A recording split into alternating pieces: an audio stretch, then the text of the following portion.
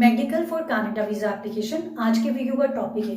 आज मैं डिस्कस करूंगी जब आप अप्लाई करते हैं वीजा एप्लीकेशन के लिए कनाडा में, मेडिकल किस केस में एग्जेम्प्ट रहता है और किस केस में ये मैंडेटरी पार्ट रहता है, इसकी वैलिडिटी क्या होती है, कब करवाते हो मेडिकल और अपडेट कब होता है आपके वीजा एप्लीकेशन में। सो ये सारी चीजें डिटेल में डिस्कस करने जा रही हूँ। वीडियो के अंत तक बने रहिए। ऐसी और अपडेटेड इन्फॉर्मेशन के लिए हमारे यूट्यूब चैनल को सब्सक्राइब कीजिए, इंस्टा पे हमें फॉलो कीजिए।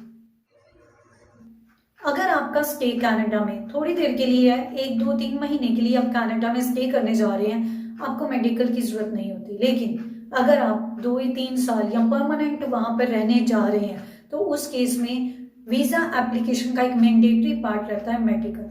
तो वीजा के सीजन आने से पहले आपको मेडिकल करवाना पड़ता है। अब सबसे पहले बात करते हैं किस कैटेगरी में आप अपफ्रंट मेडिकल करवाते हो। अपफ्रंट मेडिकल होता है कि वीजा एप्लीकेशन लॉन्च करने से पहले ही आपने अपनी हॉस्पिटल के साथ अपॉइंटमेंट बुक करके मेडिकल करवा लिया। तो वहां पर आपको एक IME नंबर आता है और वो आपको अपने पास रखना होता है और वीजा एप्लीकेशन में वो जाता है। और अगर हॉस्पिटल की बात करें, hospital within a week, less than a week आपका रिपोर्ट जो है वो भेज देता है आगे IRCC को। सो SDS में अपफ्रंट मेडिकल करवाते हैं, एक पार्ट होता है वीजा एप्लीकेशन का।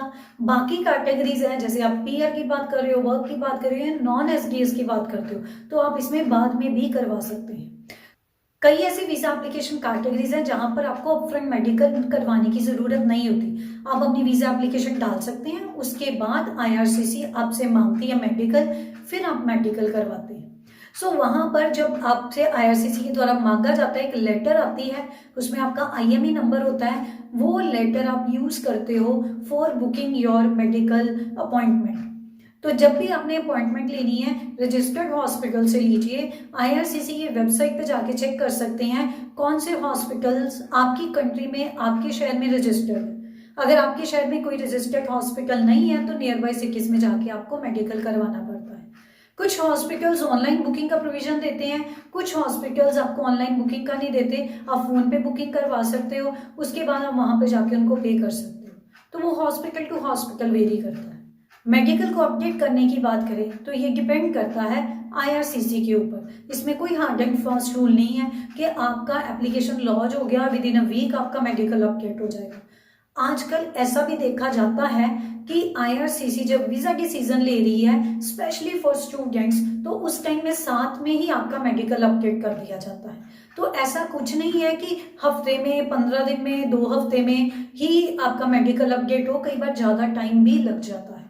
तो इसमें आपको वरी करने की जरूरत नहीं है, इसमें आपको कोई भी टेंशन लेने की जरूरत नहीं है। हाँ, बाकी चीजें वेरी कर सकती हैं प्रोफाइल टू प्रोफाइल को लेके। अगर आपको फिर भी बहुत कंसर्न है, क्योंकि कई बार स्टूडेंट्स हमारे से क्वेश्चन करते हैं कि हमारे को कोई हेल्थ प्रॉब्लम तो नहीं आ गई जो हमारा मेडिकल अपडेट नहीं हो रहा, तो ऐसी सोच बिल्कुल नहीं ठीक। क्योंकि अगर आपके मेडिकल में कोई इश्यू हो तो IRCC को ये मेडिकल रिपोर्ट नहीं जाती, हॉस्पिटल आपको इन्फॉर्म कर देता है। फिर भी आपको कंफ्यूजन रहता है, आप हॉस्पिटल को कॉल करके या हॉस्पिटल विजिट करके अपना जो भी उन्होंने आपको नंबर दिया है, अपनी डिटेल्स उनके साथ शेयर करके, पासपोर्ट की होती है, पासपोर्ट का नंबर मांगते हैं वो आपसे, तो आप वो सारी डिटेल्स जो भी आपसे वो पूछते हैं उसको शेयर करके आप अपना स्टेटस जान सकते हो कि आपकी हेल्थ जो मेडिकल हुआ है उसकी रिपोर्ट ठीक है कि नहीं।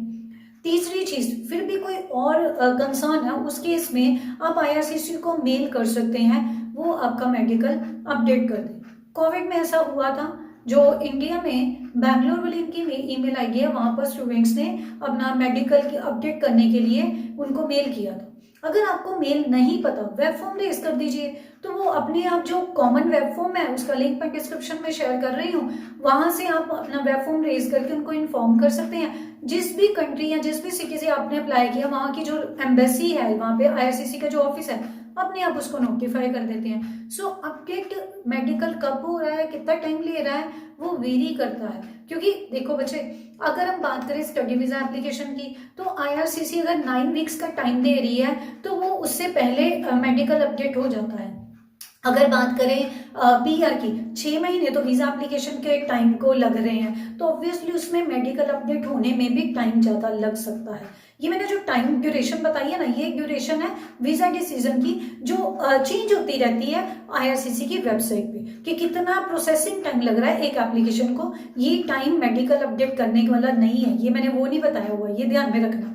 सो अपडेट के लिए बहुत ज़्यादा चिंतित होने की ज़रूरत नहीं है। अब मैं बताने जा रही हूँ मेडिकल की वैलिडिटी को लेके, तो ये बहुत इंपॉर्टेंट होने जा रहा है, इसको ज़रूर ध्यान से सुनना। वैलिडिटी इसकी जो होती है 12 मंथ्स के लिए होती है। कई बार क्या होता है, स्टूडेंट्स की या किसी भी वीजा एप्लीकेंट की जो फाइल लगी हुई है उसमें बहुत टाइम हो गया, या मेडिकल पहले करवाया, प्रोसेसिंग वीजा की बाद में की शुरू, और इसमें काफी टाइम निकल गया। तो 1 साल अगर हो गया है तो आपको मेडिकल दोबारा करवाना पड़ता है। आईआरसीसी आपको यूजुअली नोटिफाई कर देती है, वहां से आपको विंडो पे जो आपका जीसीकी पोर्टल है उसमें अपडेट आ जाती है, आपको मेडिकल दोबारा करवाना पड़ता है।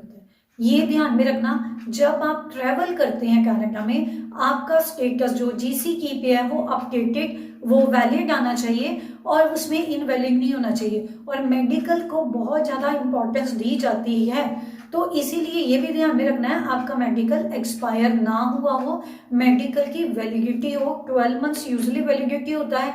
अगर ये एक्सपायर हो गया है तो आपको दोबारा उसको करवाना पड़ता है, फिर आपका स्टेटस जो है वो वैलिड शो होने शुरू हो जाता है। और ये चीज़ ज़रूर चेक करनी है before booking your ticket even, ताकि आपका जो स्टेटस है वो वैलिड रहे, आपको वहाँ पर लैंड करते समय कोई भी क्वेश्चन या ऐसी कुछ प्रॉब्लम फेस ना करनी पड़े।